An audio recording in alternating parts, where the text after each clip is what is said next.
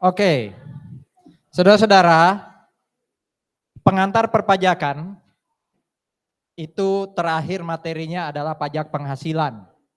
Saya taruh agak belakang karena memang dia satu, PPh ini dalam tanda kutip pajak paling primadona lah ya. Kalau bicara pajak itu pasti yang pop up itu PPh sebenarnya. Jarang orang mikir PPN, apalagi mau mikir PBB, BPHTB itu jarang. Pasti kalau bilang akuntansi pajak, pajaknya itu apa biasanya PPh gitu. Ya, jadi PPh ini memang pajak yang penerimaannya paling besar, ya setelah itu PPN, dan juga dia yang sebenarnya jadi apa ya, diskusi utama kalau bicara pajak. Bukan berarti pajak lain nggak penting, tapi ini paling nggak yang harus dikuasai lah kalau bicara pajak. Nah, ada banyak jenis penghasilan, tapi oleh Undang-Undang PPh nomor berapa? Undang-Undang PPh nomor berapa? Dibuka lagi slide yang awal-awal yang hukum pajak formal material. Di situ ada nomor Undang-Undang PPh. Tahun? Oke. Menurut Undang-Undang 36 tahun 2008, ya, semua jenis penghasilan itu dikelompokkan jadi 4. Ada banyak penghasilan yang diterima oleh wajib pajak itu dikelompokkan jadi 4. 1, ada penghasilan yang sumbernya dari usaha. Jadi kalau jualan barang dapat omset, ya, ada cuan dari jualan barang, itu disebut penghasilan yang sumbernya dari usaha. Termasuk kalau jualannya bukan barang tapi jasa. Jadi konsultan pajak terus dapat honor sebagai konsultan pajak. Itu juga dari, jasa itu contohnya sewa bus. Anda punya bus, banyak armada bus lalu Anda sewakan. Itu berarti dapat penghasilan dari jasa. Kalau barang kan jelas ya yang kita jual barang. Nah, di sini ada istilah yang namanya pekerjaan bebas. Pekerjaan bebas ini namanya pekerjaan mirip kayak yang kanan. Tapi dia kelompoknya, kuadrannya sama kayak usaha. Itu yang saya tadi sempat sebut penghasilan dari jasa konsultan. Jadi jasa konsultan itu pekerjaan bebas. Tapi jasa sewa itu dari usaha. Saya ulangi, dari usaha ada 2 sumbernya, yaitu dari jual barang dan jual jasa. Tapi ada jasa khusus yang nggak bisa disebut dari usaha, yaitu jasa profesi tertentu, kayak contohnya tadi apa? Konsultan pajak. Itu disebut penghasilan dari pekerjaan bebas. Kayak contoh yang lain. Anda, mungkin ada orang tua Anda arsitek. Lalu penghasilan sehari-harinya buka apa? Usaha sebagai arsitek profesional, lalu ada yang pengen bikin bangunan, Anda buatin tuh apa? Blueprintnya. Anda dapat honor. Nah, itu pekerjaan bebas. Namanya aja bebas, mungkin bisa ke sana juga ya. Tapi ada satu kata kunci kalau bicara pekerjaan bebas, profesinya itu harus profesi yang ada organisasi yang menaungi. Contoh, ya, akuntan itu ada namanya Ikatan Akuntan Indonesia. Dokter ada Ikatan Dokter Indonesia. Arsitek ada Ikatan Arsitek Indonesia. Ya. Jadi maksud saya kenapa saya sebut itu untuk membedakan dengan jasa lain. Karena kalau jasa yang tidak ada organisasi profesinya, itu dari apa tadi sifatnya? Usaha. Kayak sewa, sewa emang butuh tuh sertifikasi dari organisasi persewaan se-internasional, kan nggak ada kan? Bisa bedain ya. Anda punya mobil, ini masih mirip mobil tadi bos ya. Mungkin Anda punya ruangan, ruko, Anda sewain ke orang. Itu dari apa? Usaha atau pekerjaan bebas? Usaha. Karena sewa itu nggak butuh akreditasi, nggak butuh sertifikasi. Tapi kalau dokter, akuntan, pengacara, arsitek, ya itu pekerjaan bebas karena butuh apa ya? Keahlian tertentu. Termasuk salah satunya tadi disebut freelance. Ya. Cuma tolong bedakan sekarang gini. Bisa bedain usaha dan pekerjaan bebas ya?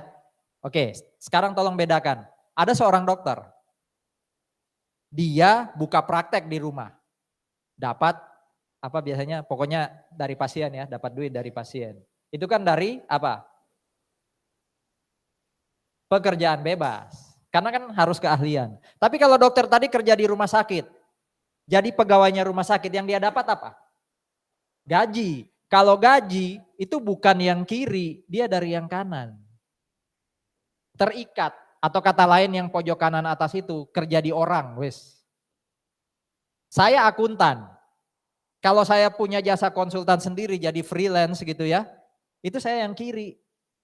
Tapi kalau saya kerja di Petra, digaji sama Petra, itu yang kanan.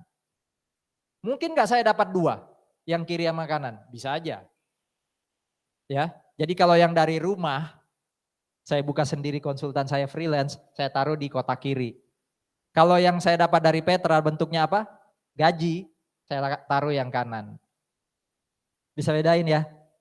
Jadi bedain usaha dan pekerjaan bebas, bedain pekerjaan bebas dan pekerjaan terikat.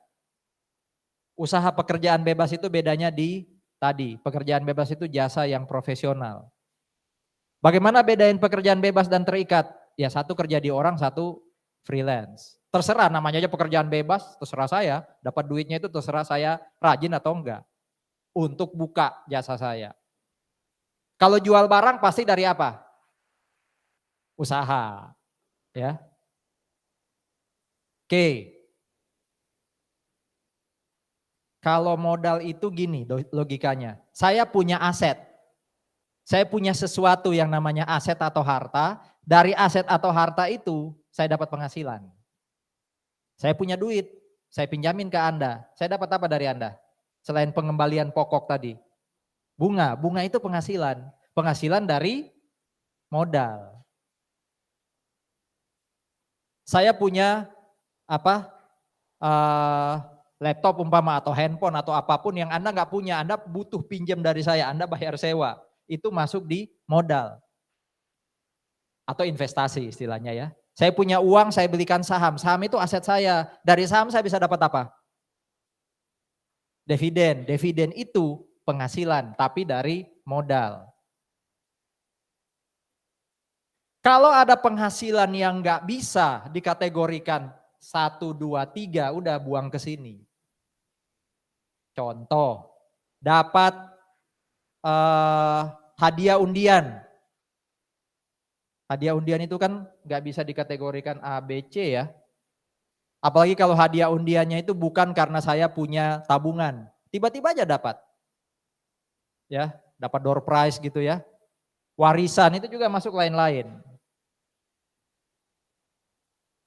Jadi sekali lagi ada banyak penghasilan sama undang-undang PPH dikelompokkan jadi 4. Ada pertanyaan dulu?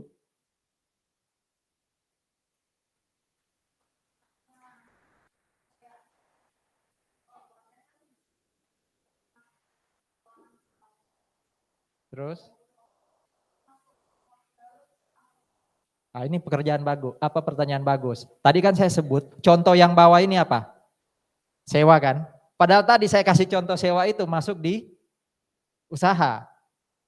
Mirip toh pertanyaannya ya. Sewa itu sebenarnya usaha atau modal investasi? Sebelum saya jawab, ada yang kasih pemikirannya.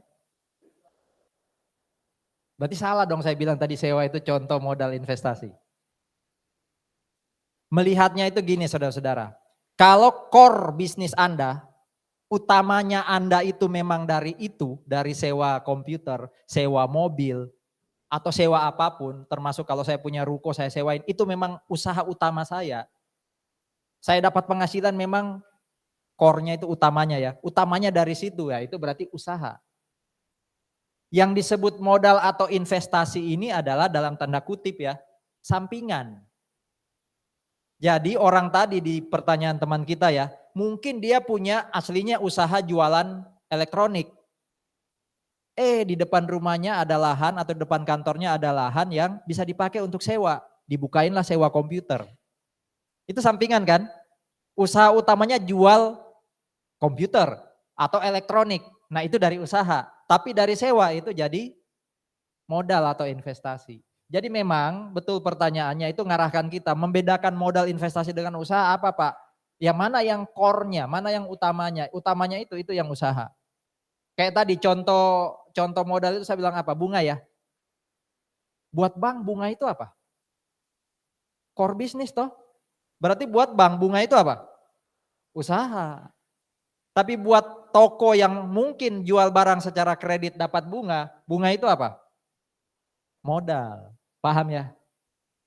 Jadi nggak bisa langsung, oh tempatnya hitam putih ada di sini, nggak, tergantung kasusnya.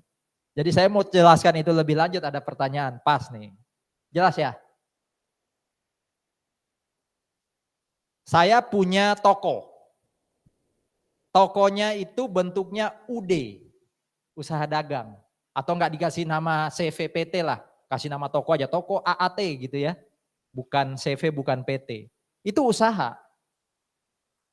Tapi kalau ada toko miliknya CV, kebetulan saya pemiliknya, maka kepemilikan saya atas CV itu disebut modal atau investasi. Kalau ada PT buka toko, mungkin ya PT jadi penjual, ya kan, mungkin aja. Saya pemilik saham PT tadi, itu berarti saya dari modal atau investasi. Saya punya duit, saya beliin saham. Saya punya duit, saya taruh di CV, itu modal investasi. Tapi kalau saya punya duit, saya dirikan usaha, namanya UD, itu dari usaha. Bisa bedain? Hati-hati loh ya, nggak melulu kalau saya punya PT, itu usaha. Yang punya usaha itu PT-nya. Dia WP, wajib pajak, dari usaha. Tapi saya kalau dapat duit dari dia itu berarti dari modal. Tapi kalau saya punya toko saya sendiri ya, bentuknya masih toko biasa dan atau UD ya, itu dari yang kiri atas. Apalagi kira-kira yang mungkin membingungkan menempatkannya. Silakan. Freelance tadi jelas ya, pekerjaan bebas. Apalagi agen asuransi. Ada di sini? Agen asuransi yang mana? Agen asuransi kotak yang mana? Kiri atas, kanan atas, kiri bawah? Kiri atas. Kenapa bukan kanan atas? Agen itu bukan pegawai tetapnya asuransi. Ya apa sih agen asuransi, nggak ngerti ya. Emang kamu kalau jadi agen itu benar-benar tercatat sebagai pegawainya Manulife, Prudensial apa enggak kan? Lepas kok. Kita berhenti pun nggak ada ikatan kontrak kok. Nah sekarang pertanyaannya, kalau gaji pokok itu statusnya di perusahaan itu apa? Status kepegawaiannya apa? Lepas dari itu gaji pokok atau di atas komisi. Kan ada yang memang dibayar, pokoknya kamu bisa dapat nasabah ya, itu langsung dapat uang, namanya bonus. Kalau ini bukan Pak, pokoknya dia dapat ya kayak abonemen lah, mau produktif atau enggak, lebih dia dapat komisi. Tapi saya tanya statusnya apa di tempat asuransi itu? Ya, dia diberi gaji pokok itu apa karena pegawai tetap? Kalau iya, ya berarti terikat. Jadi bukan lihat pokok atau bonusnya, tapi status kepegawaiannya itu apa? Ada kontrak enggak? Dia enggak boleh, dia harus masuk sekian sampai sekian, ya. Dia diikat lah oleh si, namanya terikat ya, oleh si perusahaan asuransi. Kalau ada ya dia terikat. Tapi walaupun dia dapat gaji pokok, di luar itu dia dapat bonus dan dia bebas-bebas aja, ya itu pekerjaan bebas. Tapi logikanya masuk, kalau orang dapat gaji pokok, itu biasanya pegawai tetap. Berarti apa? Terikat. Jadi bisa aja itu terikat. Buktinya apa? Dia dikasih gaji pokok. Makanya saya bilang, mayoritas agen asuransi memang bebas, tapi ada juga loh yang jadi pegawainya asuransi. Apalagi administratornya asuransi itu kan pasti pegawai tetap tuh. Tapi agen-agennya nggak ada, jarang sekali yang apa? Saya bilang bukan bilang nggak ada ya, jarang sekali yang jadi pegawai tetap. Apalagi diskusinya.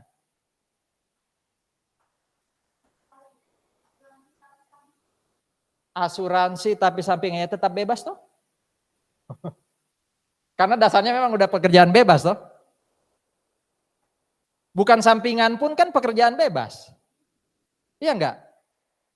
Anda mahasiswa, ya. Saya dapat duit nggak lagi dapat dari orang tua, tapi dari agen asuransi. Tapi Anda pegawai nggak di sana? Bukan ya, pekerjaan bebas. Atau Anda dapat duit, kayak saya di Petra, tapi juga jadi agen asuransi. Agen asuransi saya di sana sampingan, ya tetap bebas. Jadi pada dasarnya agen asuransi itu apa? Pekerjaan bebas. Kecuali apa? Kecuali apa? Dia jadi pegawai tetap. Jadi ada kontrak.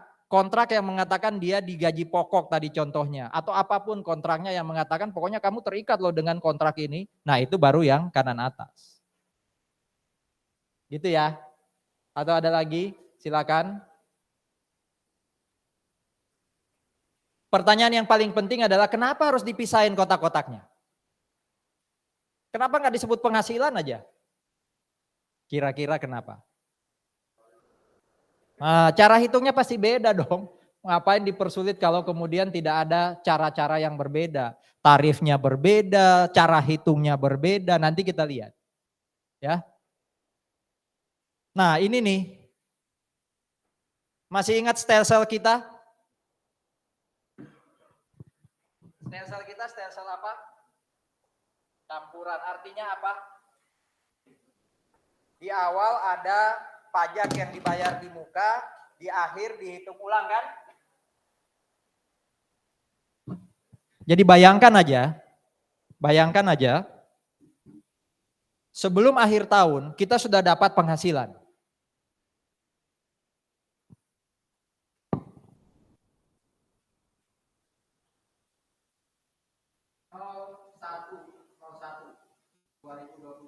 Ini 31 Desember 2023. Di sini udah ada banyak penghasilan. Ada banyak penghasilan.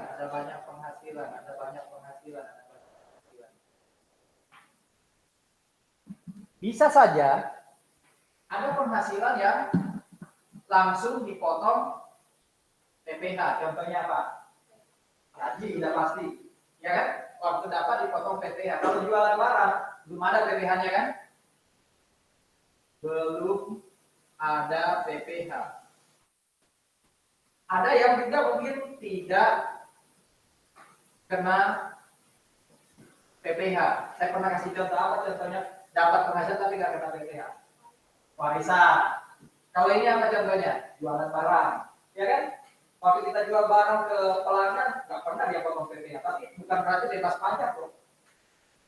Intinya ada banyak macam jenis penghasilan yang juga bisa kena PPh, bisa belum, bisa tidak, atau lain-lain juga di sini. Pengenaan PPh. Semua yang dilakukan sebelum akhir tahun ini yang disebut sebagai apa? Anggapan. Semua ini sebenarnya anggapan.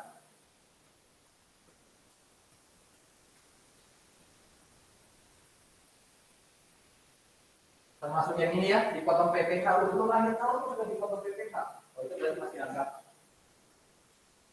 Karena kita stelsel apa? Campuran. Nah di akhir tahun ini saudara-saudara, ini dilakukan yang namanya hitung ulang. Inilah implementasi dari apa? Stelsel nyata, berarti anggapan plus nyata, ini namanya.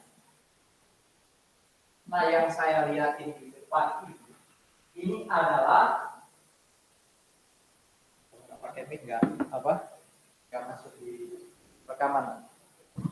Yang saya lihatkan di depan ini adalah ya di slide kita ini ya, ini adalah penghitungan pajak di akhir tahun. Judulnya kan ya, penghitungan pajak di akhir tahun. Khususnya untuk WP orang pribadi.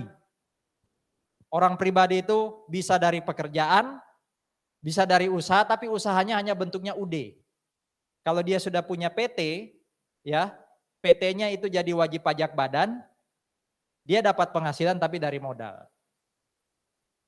Ya, jadi ini cara penghitungan pajak orang pribadi nanti di akhir tahun.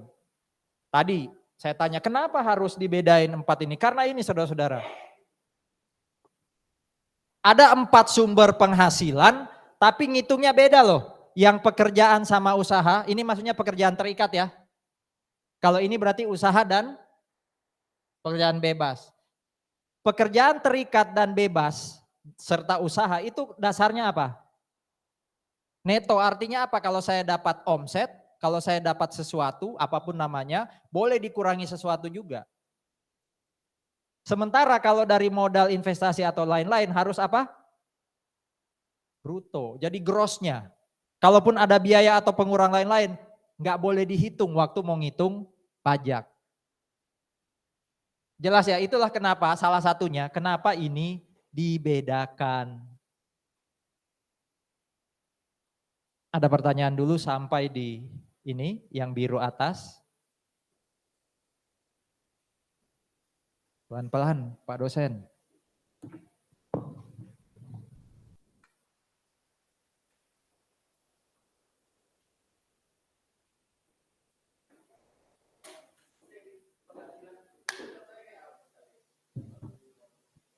Nah, sekarang dari modal investasi apa contohnya tadi? Saham. Oke, atau yang paling gampang ini aja deh, sewa tadi ya. Jadi ada usaha utama tapi dia nyewain mobil. Kalau nyewain mobil selain dapat duit, itu kan biasanya ada biaya lain-lain toh. Iya enggak? Entah itu contoh paling relate aja, bayar tol, bayar parkir waktu kita bawa mobil, sebelum kita kasih kepada orang yang sewa, dan menurut perjanjian kita yang bayar umpama ya, bukan si yang sewa yang bayar, itu kan biaya. Nah uang sewa 100, ada biaya sebelum saya ngasih mobil tadi kepada yang nyewa, anggap aja 5. Neto saya kan 100 kurang 5. Tapi karena karena modal itu bruto, saya nggak boleh taruh di sini 95, nggak boleh. Saya taruhnya berapa? 100, biayanya nggak boleh jadi pengurang. Itu maksudnya bruto. Kalau saham umpama, saya jualan saham, ya. Terus atas saham itu saya harus bayar broker lah, bayar biaya macam-macam lah. Umpama 100 dari jualan saham, bayar biaya broker dan lain-lain, nggak boleh dikurangin. Berarti hanya 100 yang masuk sini, nggak boleh dikurangi yang macam-macam. Dengan kata lain sebenarnya kalau disebut bruto itu apa? Itu omset. Nggak ada pengurang termasuk potongan, ya penjualan atau apa, diskon apa nggak masuk. Biaya apalagi. Gitu ya? Ada lagi? Jadi bruto itu ya udah nggak ada pengurangan potongan. Walaupun saya sebenarnya keluarin uang nggak diakui sama pajak. Kalau neto itu ada pengurang, tapi pengurangannya cara hitungnya gimana nanti kita lihat. Oke, 4 ini sekali lagi ada pertanyaan. Ini apa? Ini cara ngitung PPh akhir tahun. Nah, coba lihat. Neto pekerjaan, neto usaha, bruto modal, bruto lain-lain. Kalau di total namanya ini. Jangan bingung ya. Di sini ada penghasilan bruto kok namanya ini. Iya, istilah pajaknya adalah penghasilan neto. Jadi penghasilan neto dari pekerjaan, penghasilan neto dari usaha, penghasilan bruto dari modal, penghasilan bruto lain-lain. Kalau di total namanya penghasilan neto. Ini saya asumsi orang ini diberkati banget. Udah kerja di orang, tapi juga buka usaha, dapat penghasilan dari modal, dapat lain-lain. Ada nggak orang kayak gitu? Bisa aja. Mungkin Anda salah satunya. Ya, oke. Makanya kita pakai contoh ada orang yang kayak itu lah. Ini langsung dihitung seperti ini. Ya, jadi intinya istilah penghasilan neto di baris kelima ini itu total dari yang atas. Terdiri atas ada yang neto, yaitu pekerjaan dan usaha, ada yang bruto dari modal dan lain-lain. Sampai di titik penghasilan neto jelas? Oke. Baris berikutnya itu dalam kurung. Berarti dia sifatnya mengurangi. Mengurangi apa? Mengurangi penghasilan neto. Tolong diingat-ingat, karena di slide sengaja nggak saya sampaikan supaya Anda perhatikan, Anda catat atau perhatikan recording nanti ya. Ada yang namanya kompensasi rugi. Yang merah ini, kompensasi rugi ini, itu hanya muncul kalau kita punya usaha atau pekerjaan bebas. Kalau saya tidak punya usaha, tidak punya pekerjaan bebas, kompensasi rugi itu nanti di baris itu diisi 0. Jadi mungkin saya dapat kompensasi rugi, mungkin ada angka di sini nanti kalau saya punya usaha atau pekerjaan bebas. Kalau saya tidak punya usaha pekerjaan bebas, ini pasti 0. Pada dasarnya kita pengen ada angkanya enggak? Supaya pajak kecil. Pengen kan? Tapi ini hanya bisa ada kalau Anda punya usaha atau pekerjaan bebas. Tapi bukan berarti kalau punya usaha pekerjaan bebas, angkanya pasti ada. Namanya aja apa itu? Nah, ini namanya apa? Rugi.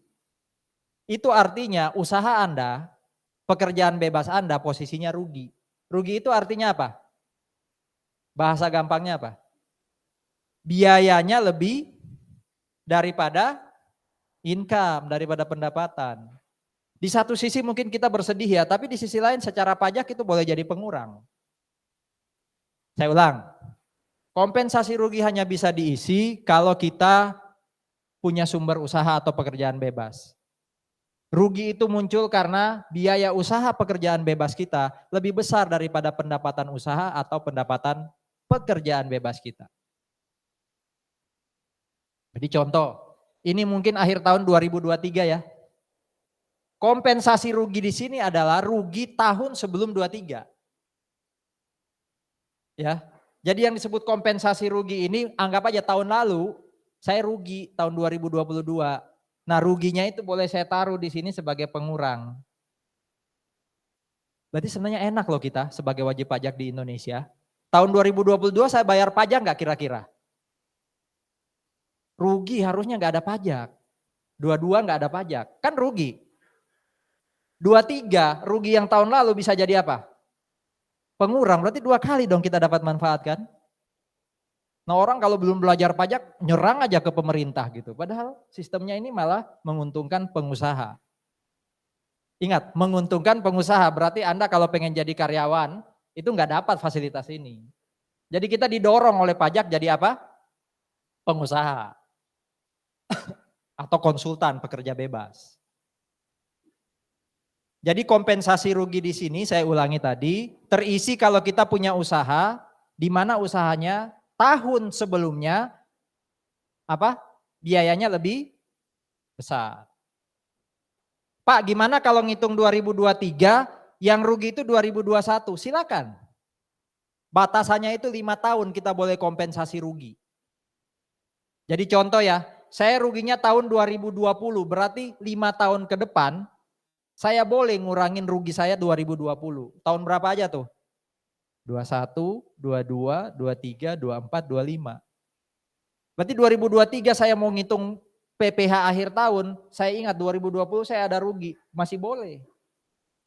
Kalau masih ada sisanya ya. Maksudnya umpama saya rugi 2020 1 M. Sudah saya kurangin di 2021, 2022 tinggal 300 juta. Ya udah yang masuk 2023 300 juta. Karena bisa aja kan, rugi saya 2020, di 2021 rugi lagi, berarti ruginya kan nambah. Berarti rugi 2020 belum habis kan. Pokoknya dia akan hangus kalau di akhir tahun kelima masih ada sisa. Berarti akhir tahun ke-6 udah gak bisa dipakai. Ya terserah sih perspektif. Anda pengen rugi kalau Anda bilang nabung. Paham maksud saya ya? Di satu sisi makanya saya bilang kita bersyukur karena bisa ngurangin. Tapi kalau Anda bilang nabung, Anda mau nabung rugi? Enggak ya, maksud saya iya betul prinsipnya nabung. Tapi maksud saya bukan gitu juga konsepnya. Intinya pokoknya kalau kita rugi, jangan bersedih dulu karena pajak memberi keringanan. Tapi jangan jadi tujuan kita, oh supaya pajak saya kecil, saya rugi. Lah kamu kalau usahamu, kamu pengen rugi terus buat apa bikin usaha ya kan? Itu maksudnya ya. Betul, itu akumulasi rugi. Cuma jangan sampai dalam otak kita demi pajak kita kecil, saya buat rugi, yo jangan. Oke.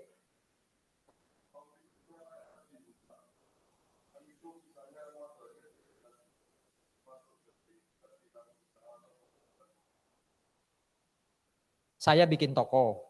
Terus saya beli atau bikin tokonya, saya beli barang-barangnya, keluar uang kan. Nah terus pertanyaannya, anggap aja uangnya 500 juta, terus pertanyaannya. Nah tadi kan saya sudah sampaikan. Bedakan usahanya itu bentuknya UD atau selain UD. Kalau CV itu dari modal. Berarti Anda bukan dirikan toko sebenarnya, tapi dirikan CV. Berarti uang yang Anda dapat dari toko berbentuk CV tadi itu dari modal. Ya, jelas ya? Tapi kalau dirikannya bentuknya usaha belum ada bentuk CV, PT, itu dari usaha. Gitu? Yang lain? Hmm.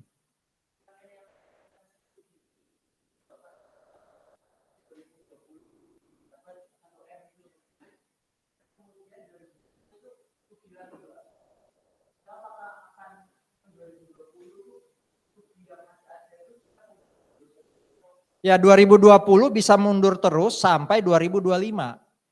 Jadi kayak istilahnya mungkin dulu di akuntansi ada namanya first in first out. Jadi kalau saya di tahun 2023 saya positif, yang saya kurangi lebih awal adalah rugi 2020. Anggap aja tadi 2020 rugi 1 M. Di 2023 saya untungnya 4 M. Nah saya boleh ngurangin 1 M dulu. Jadi 4 kurang 1. Ternyata 2021 masih ada rugi ya, kurangin lagi di bawah. Jadi di sisi lain itu akumulasi atau tabungan, tapi di satu sisi waktu ngitungnya satu-satu. Artinya apa? Kalau saya ngurangin rugi 2021, masih ada sisa 21, itu masih bisa dikurangin sampai 22, 23, 24, 25, 26. Jadi tidak otomatis digabung. Kalau dikuranginya satu-satu, nanti kita lihat implementasinya lah. Gitu ya. Jadi betul bisa dikurangi 2021-nya, tapi kurangin pelan-pelan satu-satu. Kalau 2020 dikurangin masih ada positifnya, boleh kurangin dengan 21. Ya, tapi kalau 2023 kurang 20 tetap negatif, ya sudah berarti 2021 belum boleh dikurangin dulu. Karena bisa aja kan 2020 negatifnya itu masih ada sisa sampai 2025. Berarti sisa yang 2020 sampai 2025 masih ada, itu sudah hangus, 2026 nggak bisa dipakai. Itu ya. Nanti ada, semoga ada waktu bahas secara detail yang kompensasi rugi. Ada lagi kompensasi rugi? Nah, total 1 sampai 4 namanya neto, neto kurangi KR namanya penghasilan neto setelah kompensasi rugi. Ini gampang lah ya dipahami. Jadi angka hitam ini kurangi merah itu namanya yang ini. Tetap neto tapi netonya disebut setelah kompensasi rugi. Nah karena kita orang pribadi kita berhak atas PTKP. Penghasilan tidak kena pajak. Nanti kita lihat berapa PTKP itu. PTKP ini boleh didapat orang pribadi. Kalau badan nggak ada. CV firma itu nggak ada. PT nggak ada. Penghasilan neto setelah rugi, kurangi PTKP itulah yang disebut PKP.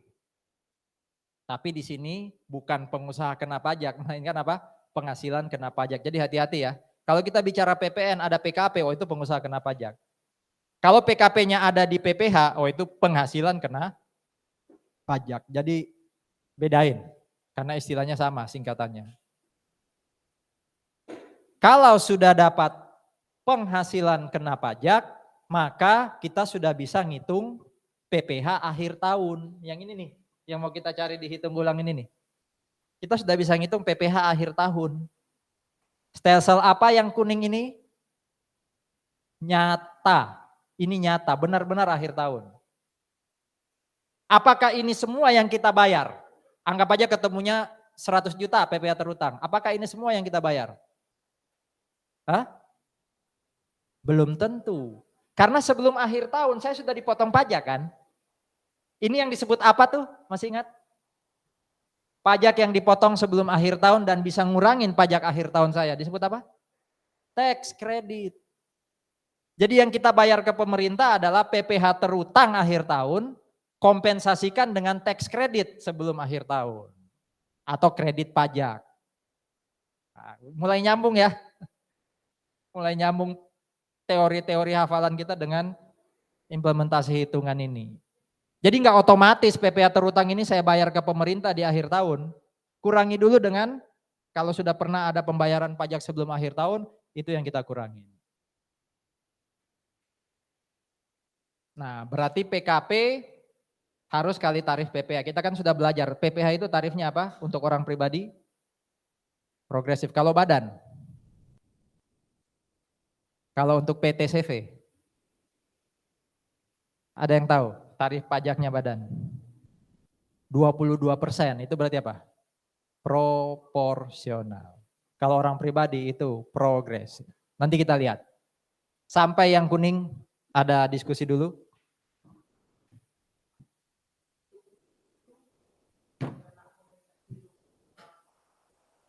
Oh bisa. Kompensasi rugi kalau dari usaha PTKP untuk semua OP. Berarti UD bisa dua-duanya. Kalau saya karyawan toh hanya dapat PTKP, tidak dapat kompensasi rugi. Gitu ya. Ingat-ingat itu. Yang lain.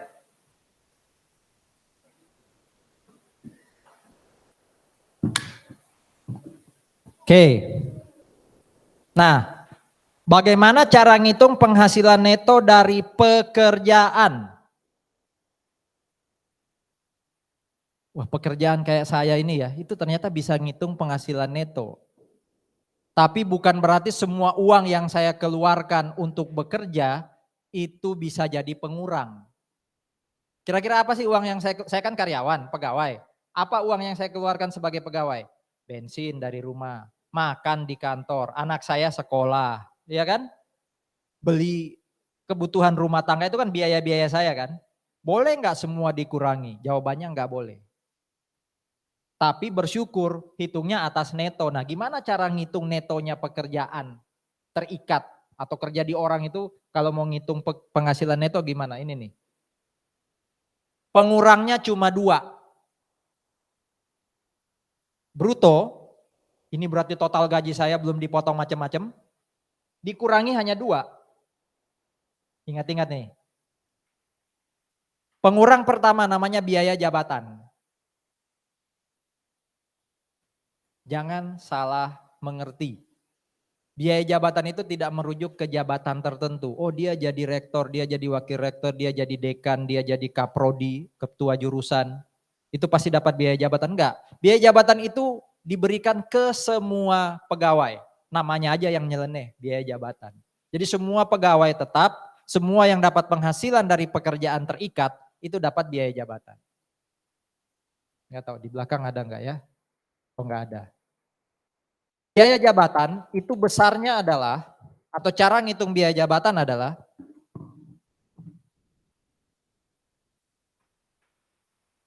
%5 dikali penghasilan bruto.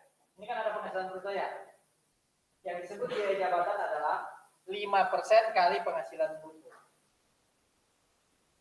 Sekali lagi jabatan itu enggak punya apa itu, pokoknya pegawai terikat tidak dapat biaya jabatan. Hitungnya 5% kali penghasilan bruto. Tetapi ada maksimalnya. Maksimalnya adalah 6 juta per tahun. Jadi kalau bruto Anda kalikan 5%, ketemunya 7 juta, yang diakui hanya 6 juta. Paham ya? Kalau per bulan berarti berapa? 6 juta bagi 12, 500 ribu. 500 ribu itu 5% dari bruto. Anggap aja maksimal deh, 5% kali X sama dengan 500, berarti X-nya berapa? 10 juta? 5% kali X sama dengan 500 ribu, X-nya berapa? 10 juta, berarti kesimpulannya apa? Kalau saya penghasilannya di atas 10 juta, saya hanya diakui biaya jabatannya berapa? 500 ribu. Tapi kalau 10 juta ke bawah ya tergantung 5% kali brutonya berapa. Jadi kalau sudah makin tinggi penghasilan saya, ya biaya jabatannya hanya 500 ribu per bulan atau 6 juta per tahun.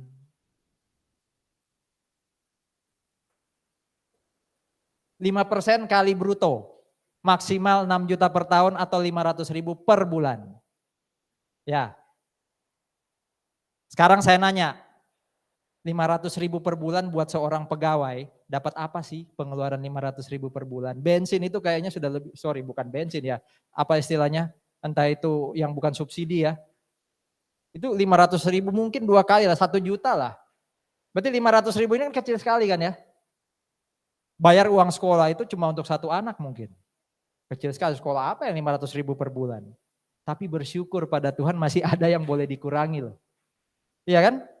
Jadi biaya jabatan ini kayak, Agustoli, pengeluaranmu apa saja sih? Total gitu ya. Wah pengeluaran saya per bulan anggap aja 8 juta. Ya wis, enggak semua tak bolehin ya. Maksimal 500.000 per bulan. Ya bersyukur masih ada yang 500.000 boleh ngurangin. Paham maksudnya ya? Jadi pengurang pertama itu ngitungnya angka bruto kali 5%. Kalau setahun maksimalnya 6 juta, kalau sebulan berarti 500. Tapi kalau 5% kali bruto ketemunya 400.000 per bulan, ya boleh aja. Tapi kalau sudah 550.000 per bulan, hanya 500 yang boleh. Jelas? Jelas ya? Oke, itu biaya jabatan. Pengurang kedua, hati-hati loh ya, nggak ada lagi di luar ini. Wes ingat-ingat. Jadi kalau macam-macam soalnya dikasih, hanya 2 ini. Pengurang kedua adalah iuran pensiun. Selama itu dibayar oleh siapa? Artinya apa? Iurannya ini dipotong dari gaji. Karena iuran pensiun itu kayak tabungan saudara-saudara. Sekarang saya lagi kerja, tiap bulan dapat gaji. Besok supaya saya pensiun, tiap bulan tetap ada penghasilan, berarti saya harus nabung dari sekarang. Nabungnya dengan cara apa? Gaji saya dipotong. Jelas? Jadi sebenarnya potong gaji sekarang ini untuk masa depan saya juga, supaya besok saya dapat uang per bulan. Jadi uang yang saya potong sekarang plus bunganya, itu nanti saya nikmati waktu saya pensiun. Tapi pensiun itu saudara-saudara juga bisa ditanggung oleh perusahaan. Jadi uang pensiun itu juga sebenarnya dibayarin perusahaan. Jadi ada 2 sumber uang pensiun. Dari gaji dan dibayar sama perusahaan. Tapi waktu mau ngitung penghasilan neto pekerjaan, yang diperhitungkan hanya apa? Yang dari karyawan. Jadi kalau di soal itu ada, Petra membayarin uang pensiunnya Agustoli 1 juta, wis abaikan. Itu nggak bakal masuk di pengurang. Kecuali di situ ada Agustoli gajinya dipotong 500.000 untuk iuran pensiun. Masukkan itu sebagai pengurang. Istilah lain iuran jaminan hari tua. Jadi sama aja tuh iuran pensiun, iuran jaminan hari tua itu ya untuk nanti kalau pensiun dapat penghasilan per bulan itu caranya nabung dari sekarang. Kalau dipotong dari gaji boleh jadi pengurang. Kalau dibayarin perusahaan nggak bisa. Ada pertanyaan dulu? Jadi untuk dapat angka ini saudara-saudara, untuk dapat yang paling atas ini rumusnya. Jelas? Saya dipotong iuran koperasi sama Petra. Kita punya koperasi ada swalayan. Boleh nggak jadi pengurang di sini? Nggak boleh. Ada teman lagi kedukaan, kita potong gaji untuk iuran sosial. Boleh nggak jadi pengurang di sini? Nggak boleh. Hanya 2 ini. Wis, gitu ya. Ya. Lanjut ya. Bagaimana kalau saya punya usaha atau pekerjaan bebas? Itu ngitung netonya gimana? Gampang. Logika bisnis biasa, logika akuntansi biasa yaitu penghasilan kurangi biaya. Itu yang nanti disebut penghasilan neto dari usaha yang masuk di sini nih. Udah penghasilannya UD Anda berapa? 100. Berapa biayanya? 20. Berarti 80 itu nanti masuk ke sini. Ya.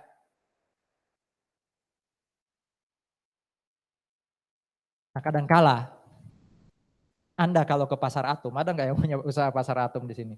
Itu pembakuannya nggak ada. Beli-belinya itu nggak dicatat, ingatan tok. Yang dicatat sama pemiliknya itu biasanya apa? Cuma omset. Jadi dalam tanda kutip laporan keuangannya sederhana, Januari omset piro, Februari omset berapa, Maret omset berapa. Jadi barisnya cuma 12, nggak ada biaya-biaya ditulis. Nah kalau kayak gitu, gimana caranya dia bisa ngitung penghasilan neto? Dia pengusaha, gimana caranya dia bisa, berarti kan semua total penghasilan brutonya, biayanya nggak ada catatan, nol dong, rugi dia. Bisa paham maksud saya ya? Kalau dia nggak punya catatan biaya, dia bakal rugi karena biayanya nol, berarti dia keluar atas atau kena pajak atas semua penghasilannya yang dia terima per bulan secara bruto.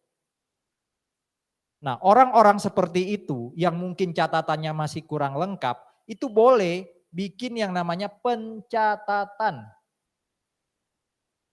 Kalau yang lengkap namanya pembukuan. Jadi ada penghasilan, ada biaya. Kalau Anda tidak punya informasi detail tentang biaya, maka Anda boleh bikin yang namanya pencatatan. Pencatatan itu tidak perlu detail, cukup omset yang Anda catat. Lah terus ngitung netonya gimana? Ini contoh yang pembukuan ya. Penghasilan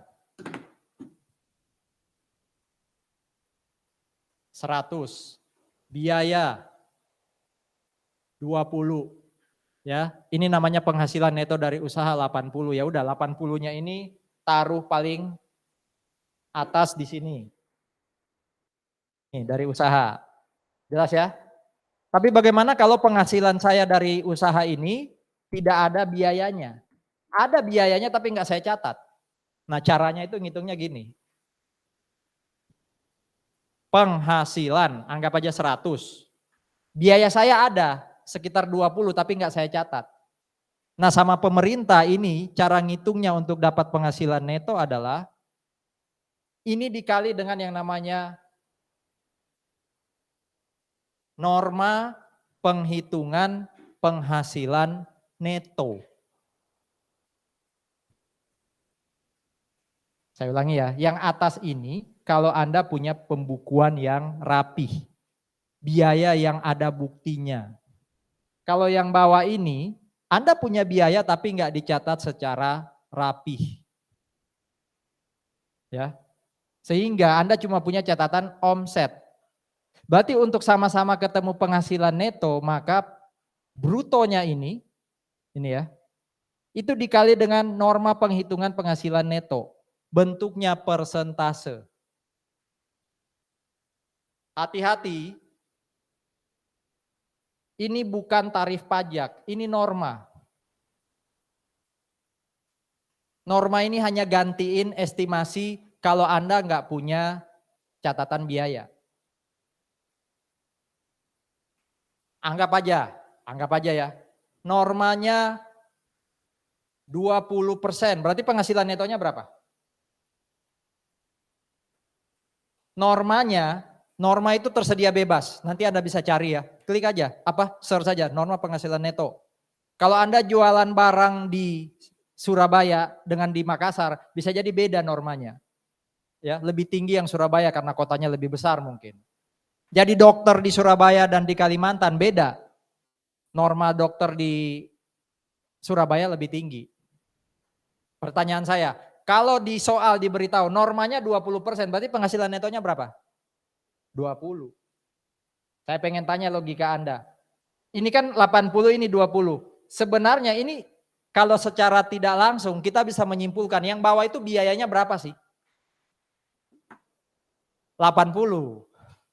Jadi 20% ini enggak asal ditentukan pemerintah. Pemerintah itu sudah ngitung rata-rata. Oh kalau pengusaha jualan elektronik biasanya biayanya sekitar 80%. Berarti normanya 20%. Biasanya ini kan bisa jadi lebih tinggi, bisa jadi lebih rendah. Ini rata-rata. Jadi sebenarnya angka ini kan setara ya. Sama-sama penghasilan neto. Berarti kalau yang atas itu ada biaya 80, ada biaya 20 ketemu 80. Ini kan secara tidak langsung Implisitnya adalah biayanya sekitar 80, ya enggak? Apakah betul 80? Ya kita nggak tahu, dia nggak nyatat. Tapi secara estimasinya pemerintah, normalnya pengusaha kayak gitu, itu biayanya 80. Gitu loh. Jadi ini bisa dipakai kalau Anda nggak punya pembukuan detil. Anda suka yang mana? Anda suka yang pakai pembukuan atau pencatatan? Plus minus sih. Kalau pencatatan pasti lebih praktis ya. Biaya nggak perlu detil. Tapi kalau biaya Anda ternyata besar, bahkan bisa jadi lebih besar dari yang pakai norma, kan rugi kita. Jadi memang pilihan. Tapi kalau Anda sampai pada omset tertentu, itu nggak boleh memilih pencatatan. Nanti kita lihat omsetnya berapa.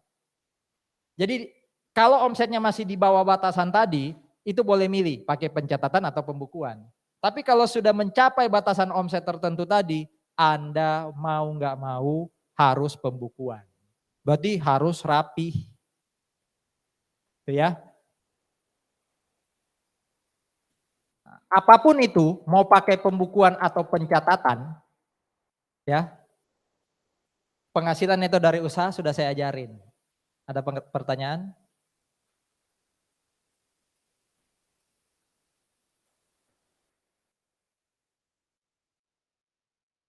Nah, khusus untuk mereka yang dapat neto dari usaha, itu kalau dapat penghasilan 500 juta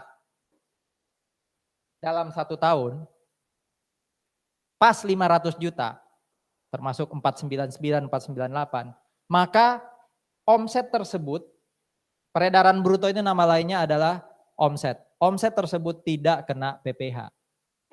Yang kena PPh yang selebihnya. Jadi anggap aja 1 tahun itu dia dapat 600 juta, 100-nya itu yang nanti dihitung pajak.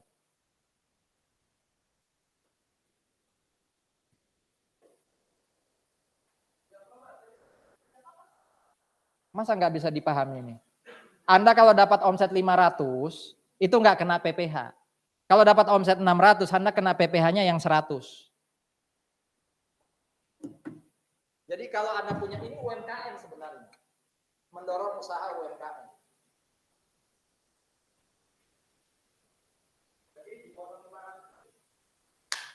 500-nya nggak kena pajak. Itu ya.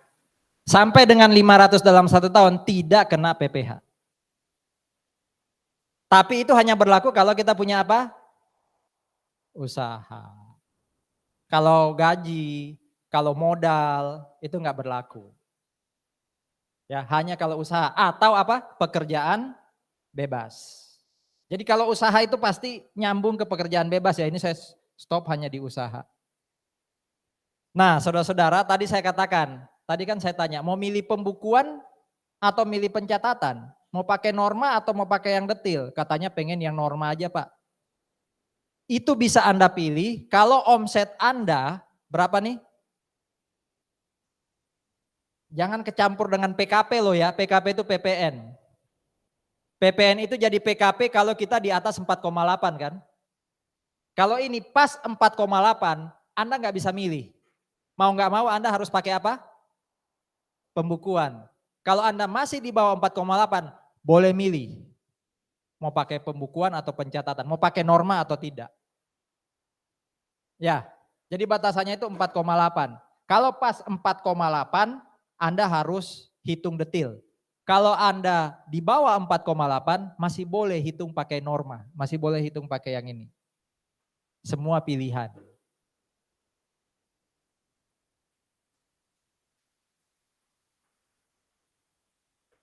Nah, yang tadi belum diomongin kan ini ya. Tarifnya ya. Sebenarnya pernah saya tulis di papan tulis, saya yakin Anda sudah punya catatan dan juga bisa di googling. Ini tarifnya.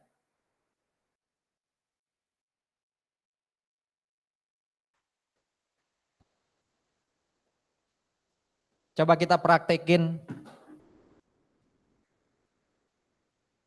Kalau PKP saya 300 juta, berapa PPh terutang akhir tahun saya? 300 kali 25. Gimana dong? Nah, gimana ngitungnya? 60 juta dikali 5%. Terus, 250 kurang 60 kan 190 kali 15%. Ini sudah berapa? 250. Ini kan 300, berarti di sini 50. Oke, jangan sampai salah ya. Jangan langsung 25%. Tapi namanya aja progresif, berarti pelan-pelan. Kalau 5M 100, PKP saya 5M 100 juta. Berarti 60 kali 5, 190 kali 15, 250 kali 25, 4,5 kali 30, betul ya? 100 kali 35. Ya kan? Jangan salah loh ya. Pahami loh ya, progresif itu kayak apa praktiknya. Jadi lihat ininya ya. Lihat range-nya. Jangan 250 kali 15, enggak, tapi 250 kurang 60 itu kan 190. 500 kurang 250 itu kan 250 kali 25, ya kan? 5M kurang 500 berapa? 4,5 kali 30. Tadi berapa? 5M 100 juta. Berarti 100 jutanya aja yang dikalikan 35%. Itu basic. Kalau sampai nggak paham itu, wah udah ngitung capek-capek ketemu PKP, PP atau utangnya salah.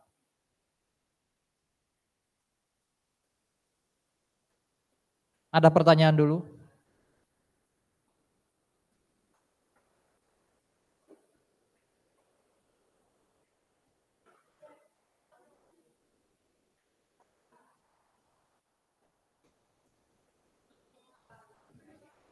Nah, saudara-saudara, kita sebenarnya agak lompat dikit, sudah lakukan penghitungan di akhir. Yang namanya stelsel apa sekali lagi?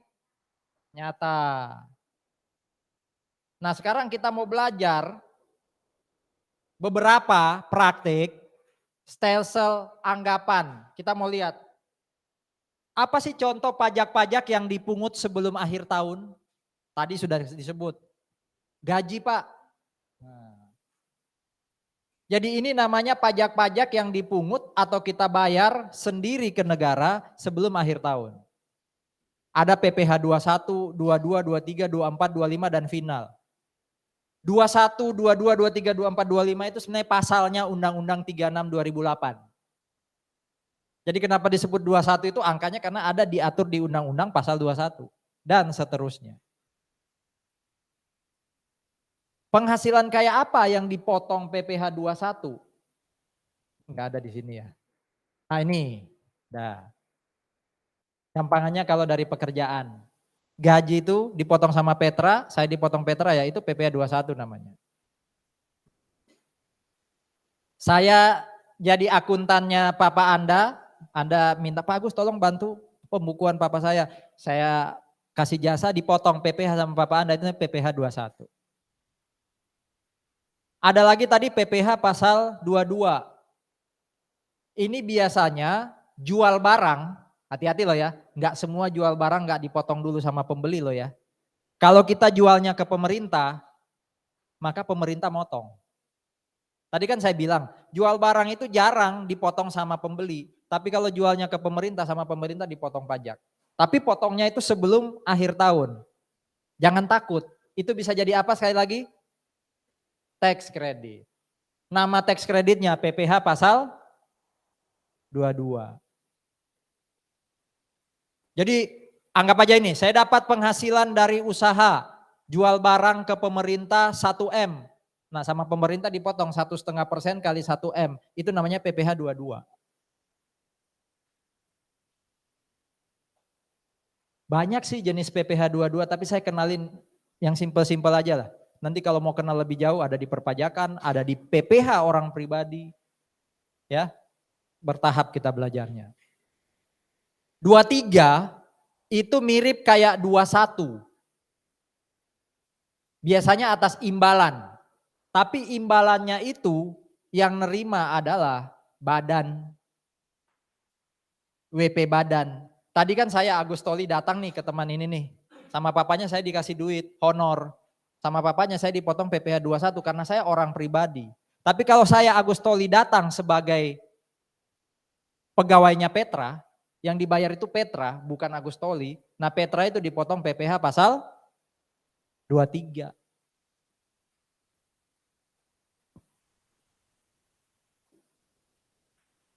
Selain atas jasa, di sini juga saya tulis ya, apa saja sih yang dipotong PPh 23, bisa sewa. Kayak saya kasih contoh bis Kalisari, dia nyewain busnya untuk kita studi ekskursi ke Gresik. Nah waktu kita bayar, anggap aja sewanya 50 juta, kita potong dari dia 2%. Nah itu buat dia itu tax credit, namanya PPh pasal 23.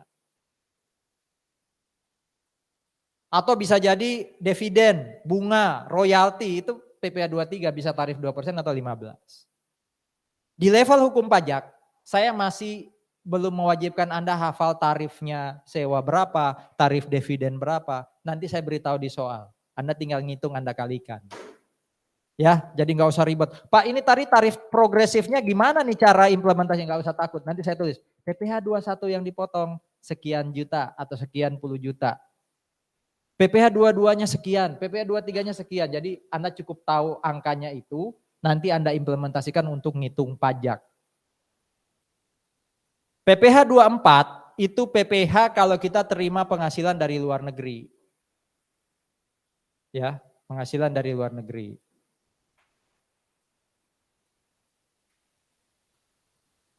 Jadi saya orang Indonesia dapat penghasilan dari luar negeri. Biasanya sama luar negeri sudah dipotong pajak kan? Betul ya? Nah, pajak yang dipotong luar negeri itu namanya PPh 24. Jadi yang potong Singapura, yang potong Malaysia, bukan Indonesia. Nah, diberi istilah sama pemerintah kita sebagai PPh 24. Kalau 21, 22, 23 itu ya kita dipotongnya di dalam negeri. Kalau ini dipotong sama orang luar negeri.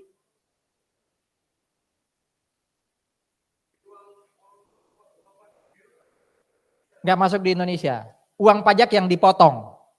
Nanti kita lihat, kalau ada selisih, bisa jadi selisihnya yang masuk Indonesia. Nanti kita lihat ya. Tapi intinya ada PPh 24, itu artinya adalah PPh yang dipotong sama orang luar negeri.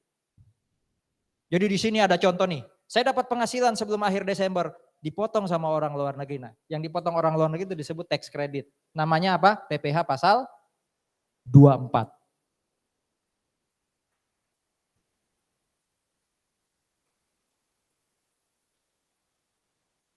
Nah, ini jangan kecampur dengan norma. Tadi kan ada norma ini ya. Norma itu batasannya berapa? 4,8. Betul? Kalau sampai 4,8 apa? Saya masih boleh menghitung pakai pencatatan. Ya kan? Kata-katanya apa tadi? Melebihi atau sampai dengan? Sorry, kurang dari ya berarti ya. Berarti kalau pas 4,8 mau nggak mau harus pakai yang atas. Betul? Kalau masih di bawah itu saya boleh pakai norma. Kalau yang ini sama angkanya 4,8. Tapi ini disebut PPh khusus. Sama-sama ya, belum melebihi. Kalau omset saya belum melebihi 4,8, saya kena PPh khusus. Nanti dikenakan namanya PPh final 0,5%. Nah ini saya perlu pelan-pelan jelaskan. Entah itu norma maupun PPh khusus ini, itu hanya dikenakan kalau penghasilan kita dari usaha atau pekerjaan bebas. Tadi masih ingat ya? Ada batasan, kan? Orang-orang yang penghasilannya sampai 500 tidak kena PPh, itu kalau melebihi 500, ini kan kata-katanya sampai dengan 500 tidak kena PPh ya. Kalau dia melebihi 500, selama belum lebih dari 4,8, lebih dari 500, tapi enggak melebihi 4,8. Jadi 501 juta sampai 4,8 M. Maka dia tiap bulan harus kena PPh 0,5%. Anggap aja 600 juta. Ya. Jadi dari Januari sampai Agustus, akhir Agustus di total sudah 600. Yang sampai 500 belum kena pajak. Tapi yang 100 juta sisanya itu nanti kena 0,5%. Bulan depan dapat omset 50, berarti sudah berapa? 650 juta. 50 jutanya yang bulan depan kan selisihnya 50 ya, itu kena 0,5%. Tidak ada pengurang itu. Kalau ini kan masih ada pengurang biaya, ini pengurangnya norma kan, itu nggak ada pengurang. Langsung omsetnya kena 0,5%. Supaya tidak bingung saudara-saudara, nanti di soal saya sebutkan, pengusaha ini dapat perlakuan PPh khusus. Untuk Anda bayangkan aja, biasanya ya penjual biasanya dapat ini. Jadi usaha toko itu biasanya dapat ini. Tapi kalau buka jasa konsultan, dia nggak dapat PPh khusus. Pekerjaan bebas kayak konsultan, dokter, arsitek itu nggak dapat PPh khusus. Biasanya mayoritas penjual. Nah supaya nggak ngafalin satu-satu, nanti di soal saya tulis. Orang ini dapat PPh khusus. Berarti kalau dia dapat 600 ya Anda bisa hitung hanya 100 kali 0,5%.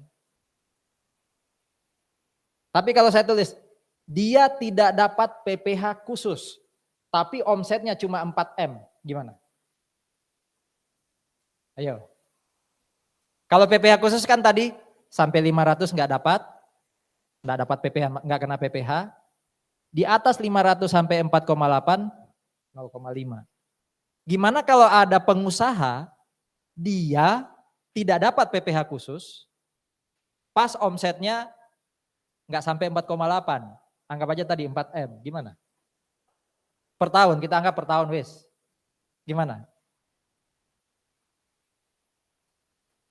Hitung pajak yang kayak apa? Yang relate dari yang sudah dibahas tadi. Ada yang bisa nyambung-nyambungin, ini kan banyak titik ya catatan Anda di slide saya. Ada orang, dia pengusaha, omsetnya di bawah 4,8 tapi tidak dapat PPh khusus. Kalau dia dapat PPh khusus kan 1 sampai 500, mana? Sampai 500 tidak kena. Di atas 500 sampai 4,8 kenanya mana tadi? 0,5. Nah, ada orang yang tidak sampai 4,8 pengusaha tapi nggak dapat PPh khusus terus. Ayo, ada yang punya ide? Berarti dia punya pilihan. Ngitung pajaknya bisa pakai yang tas atau pakai yang norma. Jadi sebenarnya orang pribadi di Indonesia ya, itu ada 3 pengusaha khususnya ya. Itu ada 3 pilihan pajaknya. 1, pakai pembukuan, itu wajib kalau dia omsetnya sudah di atas 4,8. Dia nggak bisa pakai norma karena sudah lebih dari 4,8. Dia nggak dapat PPh khusus karena sudah di atas 4,8, ya kan? Ada orang pribadi kedua dan ketiga, ya, kedua dan ketiga, itu dia nggak sampai 4,8. Yang kedua ini dapat PPh khusus. Nah itu tadi 500 nggak kena, di atas 500 sampai 4,8, 0,5. Ada yang ketiga, nggak sampai 4,8, tapi nggak pengen pembukuan. Berarti dia pakai norma. Bisa bedain? Di soal nanti intinya gini, kalau di soal itu saya nggak tulis ada orang omsetnya dari usaha 4M, saya nggak tulis keterangan apapun, anggap itu dia memilih pakai norma. Jadi Anda nggak usah tebak-tebak saya ya, ini maksud Pak Agus dia pakai norma atau kan dia boleh milih nih. Iya kan, di bawah 4,8 kan boleh milih kalau dia nggak dapat fasilitas khusus kan. Nah itu anggap dia pakai norma. Termasuk kalau saya nggak tulis dia tidak pakai PPh khusus, Anda jangan punya asumsi dong, oh ini dapat PPh khusus nih. Jawabannya E nih, enggak ya. Jadi selama tidak ditulis dia dapat PPh khusus, selama tidak ditulis dia milih pakai norma atau pembukuan, anggap dia pakai norma. Kalau dia sudah ditulis pakai PPh khusus, ya ini yang berlaku.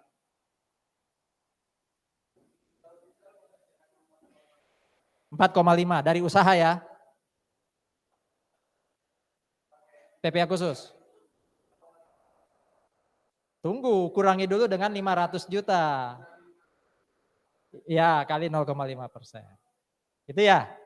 Kalau dapat PPh khusus. Kalau enggak, berarti 4,5 kalikan apa? NPPN. Berarti di soal harus ada informasi NPPN.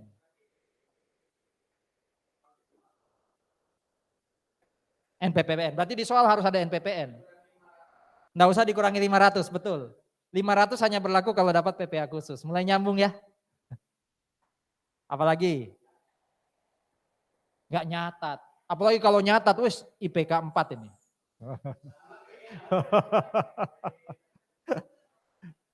Yang lain? Oke ya, sementara gitu nanti sambil latihan ya. Nah, tadi ingat ya, ada pengurang namanya apa? Ada pengurang namanya apa?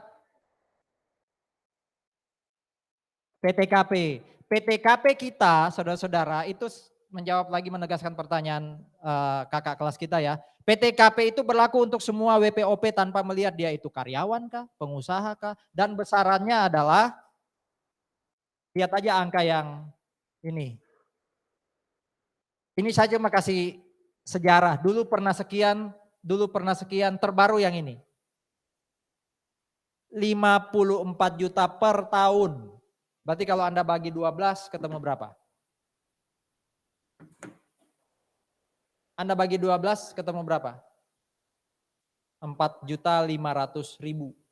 Berarti kalau per bulan Anda dapat penghasilan di bawah 4,5 sebenarnya nggak perlu dipotong pajak. Tapi kalau per tahun 54.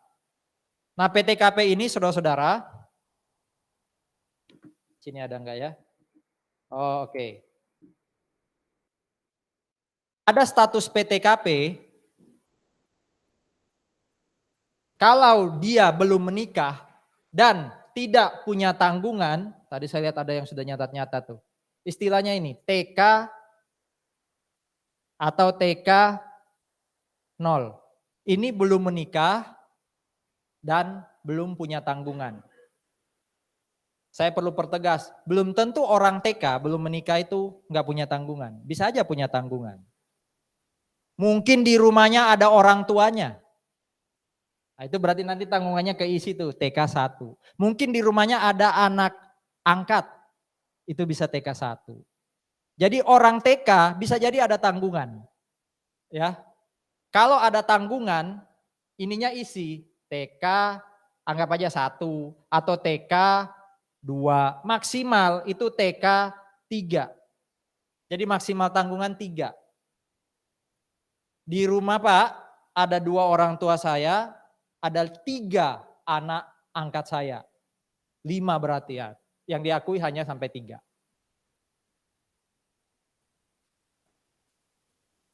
Ya.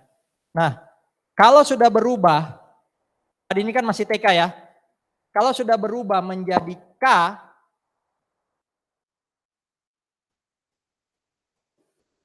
kalau sudah berubah menjadi K, berapapun tanggungannya, nanti PTKP-nya jadi gini.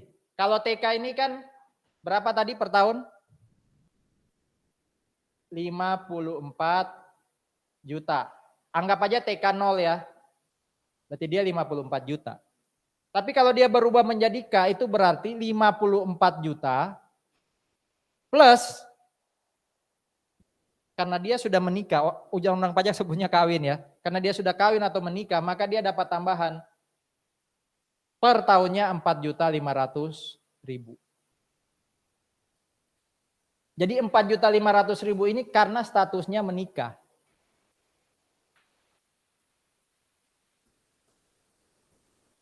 Enggak disebut loh ya. Sorry ini bercanda aja, enggak disebut nikah berapa kali ya.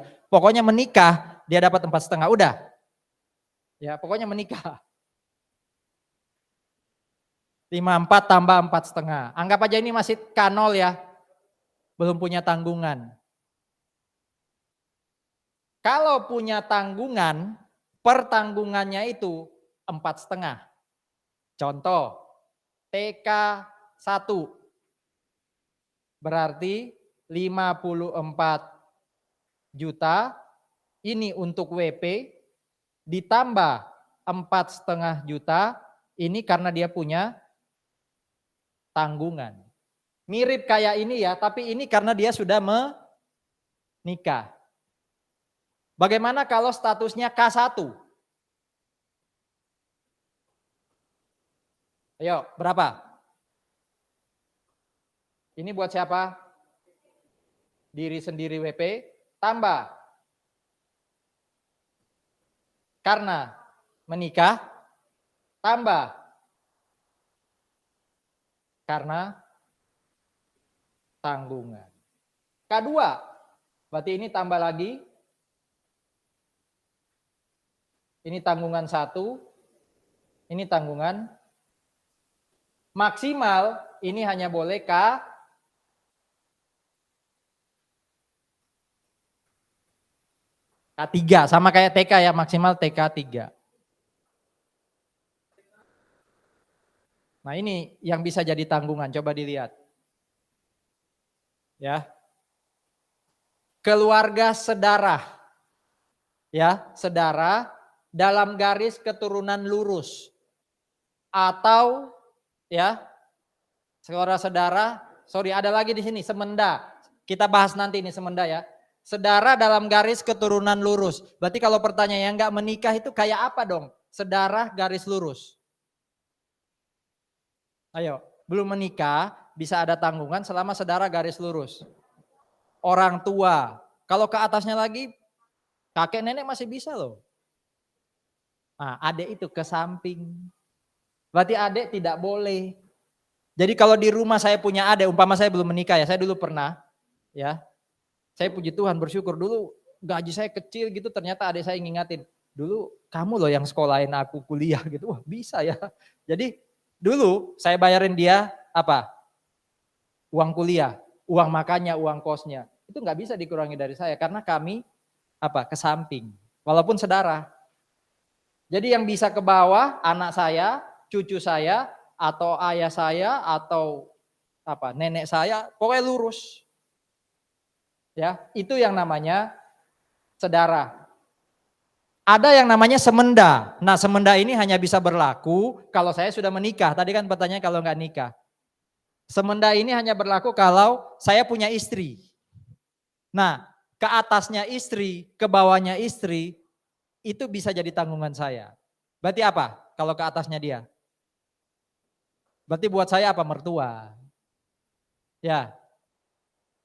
Kalau ke bawahnya dia, nah itu kan juga ke bawah saya ya. Tapi bisa aja, umpama nih ya, saya jadian sama Yunisara nih. Punya anak kan ke bawahnya dia ya. Nah itu bisa. Anak tiri itu semenda, ke bawahnya istri. Bedain dengan anak angkat loh ya, anak angkat itu ya adopsi, bukan bukan sedarah tuh. Tapi kalau ada ipar di rumah adiknya istri, nggak bisa. Itu kan semenda tapi ke samping. Gitu ya terjawab ya tadi ya. Plus tadi ya anak angkat. Tapi walaupun dia masuk sedara garis lurus, semenda garis lurus, ada syarat berikutnya ini dan ya akumulasi. Harus jadi tanggungan sepenuhnya. Maksudnya gimana? Umpama nih di rumah ada papa.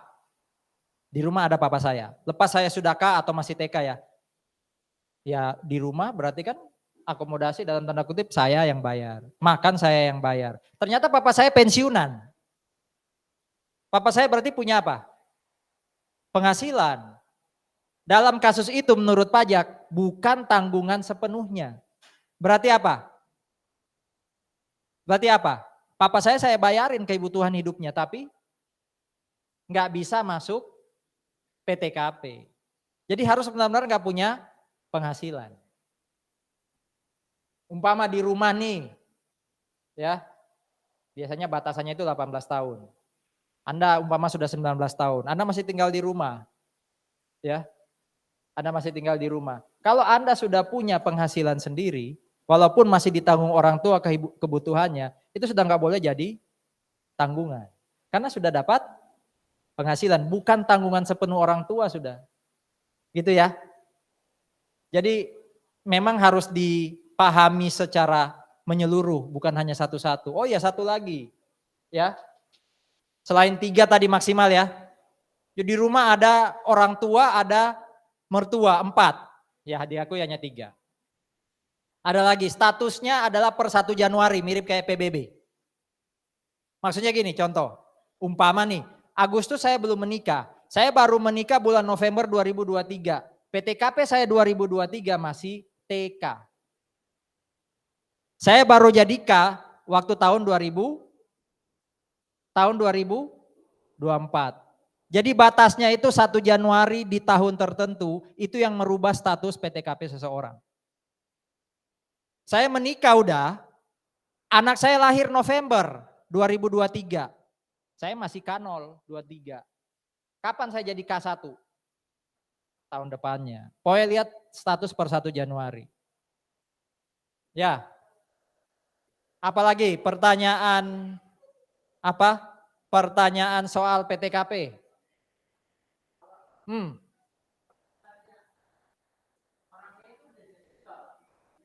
Terus? Ya, berarti tahun depan ya jadi TK.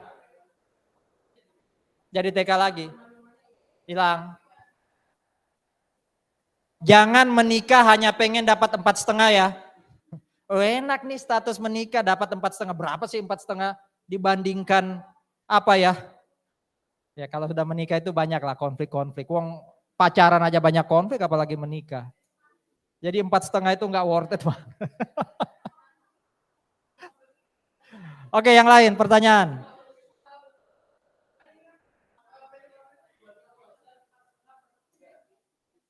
Oke, anggap aja TK ya.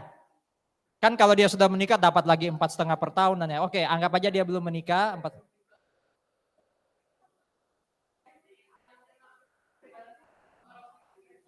500.000-nya toh.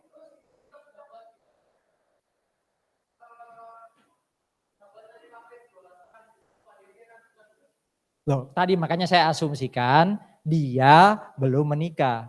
Kalau sudah menikah berarti tambah dulu 54, tambah 4,5, tambah punya anak katanya tadi kan, tambah 4,5. Itu sudah berapa tuh? 54 tambah 9. 63, 63 bagi 12 berapa? Tadi kan 4,5 per bulan kalau asumsi dia cuma 54 per tahun. Kalau sudah 63 per tahun berarti Anda bagi 12 jadi berapa? Berapa ketemunya? 63 bagi 12. Nah, berarti bukan lagi 4,5 batasannya tapi 5, berarti 5.250.000 batasannya. Jadi 4,5 itu contoh sederhana kalau TK 0. Tapi kalau sudah K1 dapatnya 5.250.000. Berarti kalau dia dapat tadi 4 juta, ya dia kena pajaknya 5.250 kurangi 4 juta. Ya kan? Karena dia kan penghasilannya 4 juta tadi contohnya kan. Kalau contoh awal kan 4,5 dia dapat 4 juta kan, kenanya 500 katanya kan. 4,5 atau 5 juta tadi contohnya. Intinya PTKP yang 4,5 itu untuk TK 0. Kalau sudah menikah ya tambahin dulu baru bagi 12. Itulah per bulan dia. Yang lain.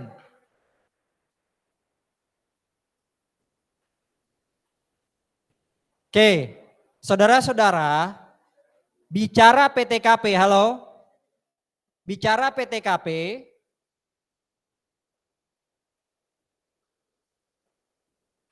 itu ada status lain lagi. Gini nih, K, di belakang ini apa? Tanggungan ya. Anggap aja tanggungannya 3. Ada status PTKP lain yang gini, KI. I ini refer ke istri. Maksudnya apa? Kalau istri punya penghasilan dan digabung dengan suami, dia berhak atas PTKP KI. Tergantung tanggungannya berapa. Kalau statusnya KI 3 berarti tolong hitung. Berapa PTKP-nya? 54 untuk WP. Karena K dia dapat 4,5 itu tanggungan, K-nya ya. 3 kali 4,5 itu untuk tanggungan. Nah kalau dia I, itu maksudnya istri punya penghasilan digabung, itu dapat tambahan lagi.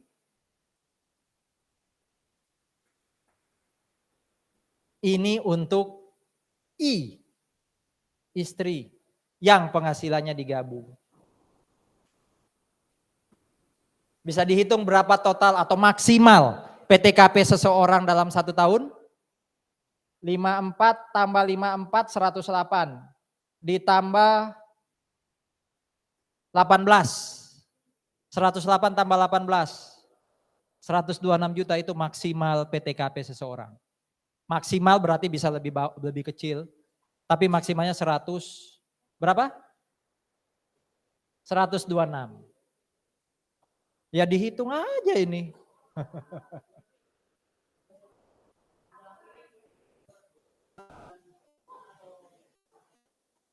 Nah, ini asumsi istrinya digabung penghasilannya.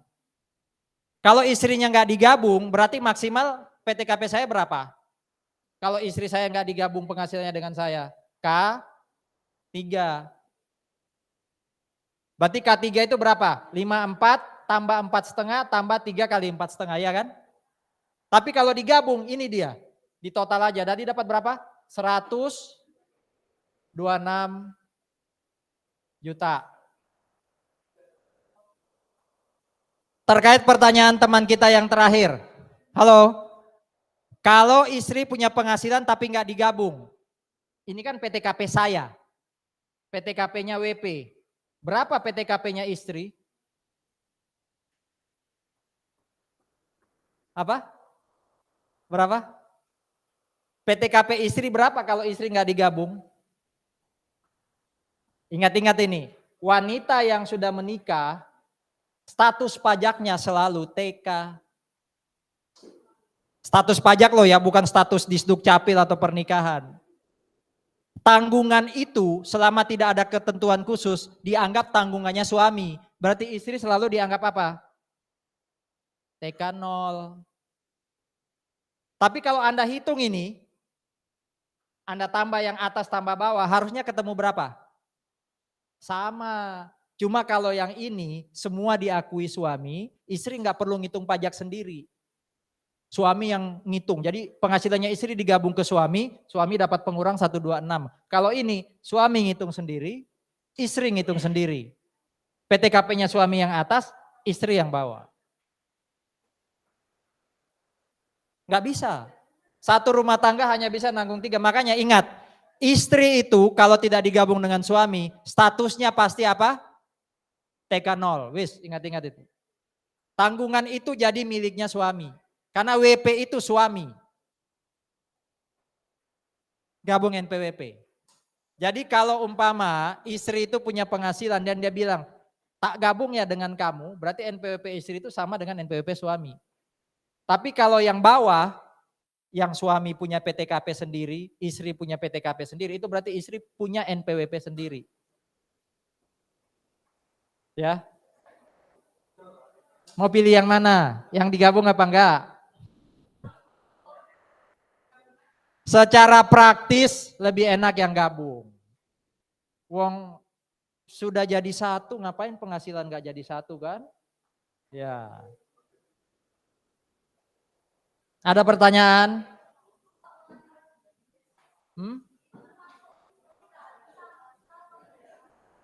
Pisah harta itu, kalau pisah harta itu berarti NPWP-nya sendiri-sendiri.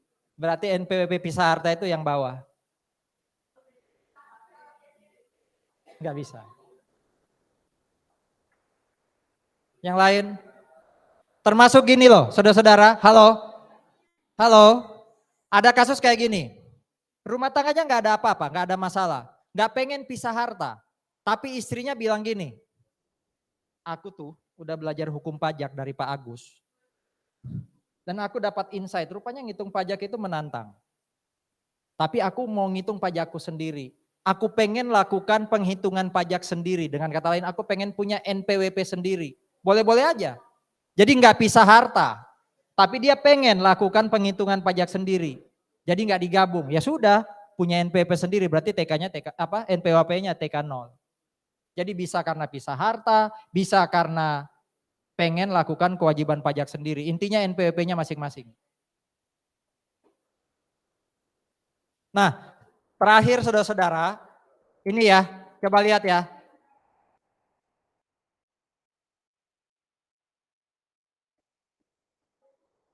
Ini stelsel apa? Nyata. Oke. Yang stelsel anggapan tadi apa bentuknya? PPh 21 sampai 25. Tax credit. Nah, saudara-saudara, akhir tahun kan kita sudah dapat ini kan? Stelsel nyata kan? Betul?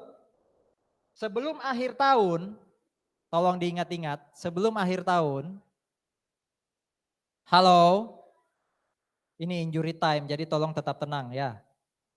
Biasanya injury time itu justru ada goal, iya kan? Kalau enggak fokus. Akhir tahun, tax credit kita bisa mengurangi PPh terutang. Iya kan, tax credit kan fungsinya gitu ya. Jadi akhir tahun berapa sih pajakmu? Tapi enggak semua yang dibayar, kurangi dengan pajak yang dipotong sama pemerintah. Nah, pajak yang dipotong sama pemerintah lewat orang lain tadi ya, lewat majikan, lewat siapapun yang potong pajak kita, itu disebut tax credit level 1. Jadi PPh 21 sampai 24 yang potong kan orang lain tadi ya. 21 yang potong pemberi kerja, 22 yang potong pemerintah, 23 yang potong orang yang nyewa, 24 yang potong siapa? Orang luar negeri, iya kan? Itu semua adalah orang lain.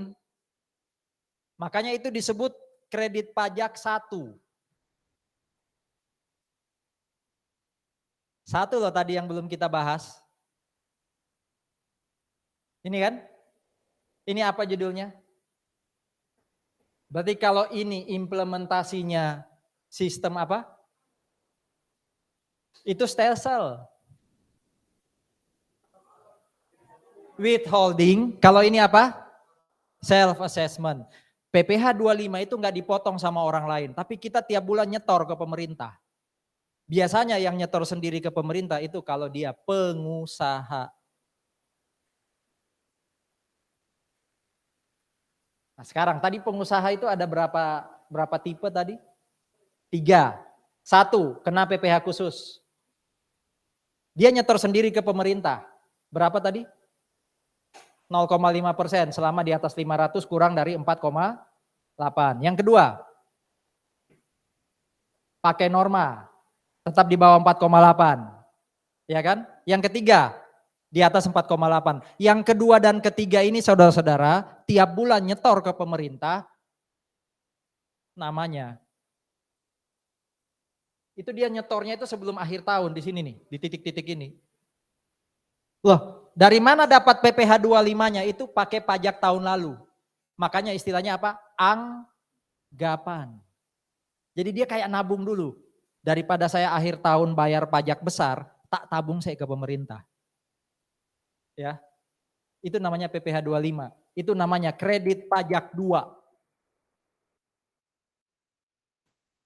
Jadi ini isinya PPh 21 sampai 24, ini isinya PPh 25. PPh terutang kurangi tax credit 1, namanya yang hijau ini nih. Yang hijau ini dikurangi kredit pajak 2, itu namanya kurang atau lebih bayar. Kapan kurang? Kalau kredit pajak 1 tambah kredit pajak 2 lebih kecil dari yang terutang. Kalau 1 tambah 2 ternyata lebih besar dari terutang, dia apa?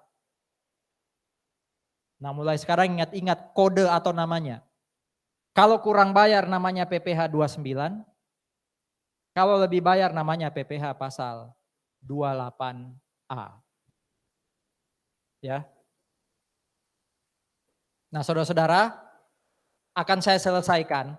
Minggu depan kita masuk, kita bahas latihan. Anda sambil latihan juga. Ya. Tapi setelah latihan itu, kita langsung kuis PPh. Ya, jadi Anda nggak bisa ngandalin latihan minggu depan tok. Nanti saya share kayaknya sudah ada ya latihan perpajakan di recording. Latihannya juga dan kunci jawabannya saya kasih. Kita pertajam minggu depan, setelah itu langsung kuis latihan perpajakan yang PPh. Ada pertanyaan? Jelas ya? Jadi belajar latihan perpajakan. Minggu depan dipertajam, tanya terus, baru nanti kita kuis. Oke? Ketua kelas tolong buatin QR